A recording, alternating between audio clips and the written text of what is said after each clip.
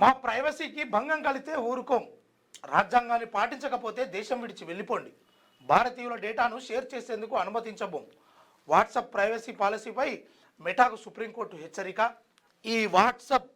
ఏదైతే app companies ఏవైతే ఉన్నాయో ఈ కంపెనీ మన వాట్సాప్ మనం ఉపయోగించే నెంబర్ ఏదైతే ఉంటుందో, ఇప్పుడు మనము ఒక మన సందేశాన్ని మన ఫ్రెండ్కి ఎవరికైనా పంపినాము, ఏది ఆయన ఏదో విషయము మనకు అడిగితే గది పలానా అడ్రస్ ఏంది లేకపోతే పలానా విషయం ఏంది అని అడిగితే మనం పంపించడము, ఎంబడే దాంతోపాటు కూడా యాడ్స్ స్టార్ట్ అవుతున్నాయంట. ఇతర దేశాల నుంచి వచ్చేటువంటి యాడ్స్, ఈ యాడ్స్ మరి అక్కడికి ఆ దేశం నుంచి వచ్చే యాడ్స్ ఇక్కడికి ఎందుకు వస్తున్నాయి, అసలు మా మా సమాచారం అనేది గోప్యంగా ఉండాలి కదా, అలాంటప్పుడు ఇతర దేశాలకు మా మా ప్రైవసీ డాటా ఎట్లా పోతున్నది, ఇది అసలు నిజంగా భారతదేశానికి సంబంధించిన రాజ్యాంగానికి విరుద్ధమైనటువంటి చర్య. అందులో భాగంగా ఈ దేశంలో ఉన్నటువంటి రాజ్యాంగం ద్వారానే మీరు నడవాలి అని అనుకుంటే